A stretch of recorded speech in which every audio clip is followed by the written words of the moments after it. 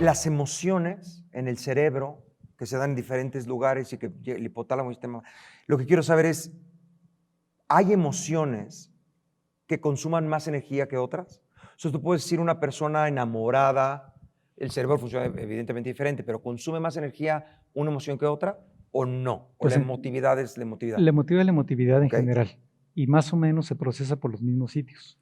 Es una parte del cerebro que, o sea, a lo mejor está muy técnico, pero se llama el sistema límbico, que es el sistema de las emociones, que tiene un circuito que inicia en el hipotálamo anterior, luego se va hacia las partes mediales de los lóbulos temporales, que se llama el hipocampo y la amígdala, y de ahí pasa a otras estructuras que se llama el cíngulo anterior, todo es el sistema límbico y se descubrió más o menos por 1908. Okay. Y a lo largo del tiempo se ha ido cada vez desarrollando más. Es que me impresiona todo lo que sabe este cabrón. Perdón, el señor Enrique. Está cabrón. Pero entonces, entre más estemos activando el cerebro, en general para cualquier cosa, pues consume más energía. Y nos vamos complicando, ¿cierto? Las emociones se van volviendo, conforme vamos evolucionando, En general todo. más complicadas, ¿no? En general todo, porque somos seres cada vez más complejos, más refinados, pero también más complejos. Y, por ejemplo, la especie humana en cualquier cultura es la única especie que tiene algunos comunes denominadores. Por ejemplo, nos gusta la música, nos gusta el arte, nos gusta, por ejemplo, el baile, y en cualquier cultura que veas, vas a encontrar baile, vas a encontrar música, vas a encontrar la estética, la belleza. Y te voy a decir ahorita dos cosas, pero somos tan refinados y tan sofisticados en la búsqueda de la estética que todo lo decoramos. Por ejemplo, nos gusta pues vestirnos, vernos de determinada forma. Decorar tu casa, poner alfombra. Decorar tazas, por ejemplo. Poner frases algo totalmente utilitario, como para qué lo decorarías, ¿no? Pero somos tan sofisticados que necesitamos ponerle como alguna estética, ¿no? Claro. Si no nos sentimos cómodos. Es el arte, está cableado el arte en nosotros. Exactamente. Lo que yo digo un poco es también las personalidades, las virtudes son como los adornos de tu vida. Ser honesto, ser claro, hay cosas que eliges. El ser humano, por naturaleza, si existe la naturaleza humana, no sé cómo hacer esta pregunta. Quiero decir, ¿hay maldad o no? Porque hay un debate muy importante sobre si existe la maldad como parte de la misma naturaleza humana, del mismo cerebro, y hacen investigaciones con los niños de venganza, de quitarle y hacerle. ¿Existe algo así como la maldad en la naturaleza? Pues en el humano sí hay igual procesos mucho más sofisticados. O sea, en las otras especies, un depredador no hay maldades, alimentación y punto, ¿no? O sea, está de alguna forma programado para una supervivencia genética y eso implica, pues, comerse un ratoncito o comerse una liebre o lo que sea, ¿no? En el humano sí es mucho más complejo, porque, bueno, para platicar un poquito más del cerebro y ahorita regresamos a ese punto. Muchos temas en el tintero. Pues, a gusto. Ya lo revisitaremos. Sí. Entonces, el cerebro más o menos de un adulto tiene en promedio unos 85 a 100 mil millones de neuronas. En un bebé, por ejemplo, es casi el doble, o a veces hasta más del doble. Y a partir del segundo año se empiezan a perder muchísimas neuronas. Porque toda neurona, para que sobreviva, debe tener una función. Y si no se conectó a alguna función, algún microcircuito para algo, se destruye.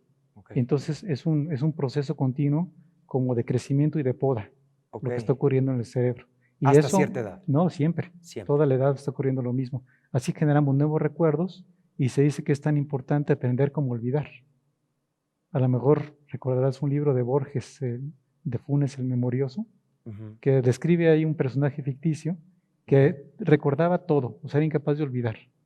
Y por ejemplo, si le preguntabas qué había hecho un día, tardaba 24 horas exactas en recordar lo que había hecho esas 24 horas y así recordaba toda la vida.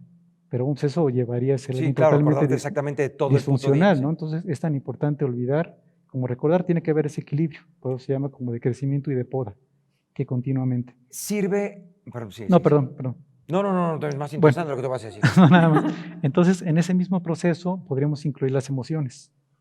Y es una exploración continua lo que hacemos durante la vida. O sea, el cerebro está hecho para explorar. Nos gustan las aventuras, nos la pasamos explorando. Hemos conocido la curiosidad. Desde el fondo del mar hasta el pico más alto y hasta la estratosfera y hasta el espacio. Entonces es una necesidad y todo viene de estar preguntando ese por qué y por qué y por qué. Y a lo largo de la vida, pues vamos explorando diferentes de nuestras funciones. Y lo que más se nos va acomodando, más o menos por ahí vamos siguiéndole, ¿no? Entonces, a lo mejor alguien primero comienza a explorar sus habilidades artísticas y a lo mejor también algún sentimiento de bondad o de maldad y ve que le va muy mal.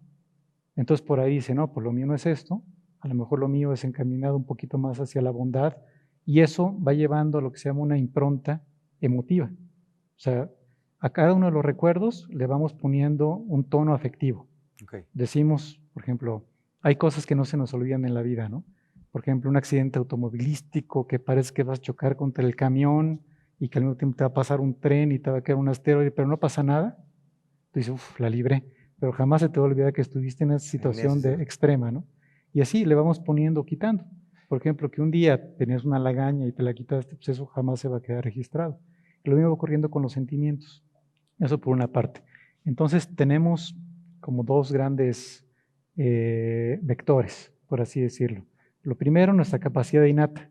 Hay gente que tiene mucho más propensión, por ejemplo, a la creatividad, hay otros que tienen mucho más propensión a la agresividad, por ejemplo, y se convierten en boxeadores buenísimos y lo encaminan bien dentro de ese contexto. Claro. Y hay otros que pues, nada más son agresivos y se dedican ya pues, a cosas de otra categoría, ¿no? Ya criminales. Sigue. Es que se me van acumulando todas las preguntas. Entonces, pues es parte de ese mismo proceso de aprendizaje. Y otro, eso es lo interno, con lo que nacemos, con esas habilidades. Exacto. Hay gente que tiene más elasticidad, que tiene mejor más memoria. Capacidades, que era lo que iba yo, lo que naces y lo que te educan. Exactamente. Entonces, primero con lo que naces y luego lo que la misma interacción con la sociedad te va desarrollando, el entorno justamente. Entonces, si es alguien que nació con una capacidad para ser un virtuoso para el piano, pero pues toda su vida se la ha pasado labrando la tierra, pues jamás nos enteraremos que fue un virtuoso para el piano.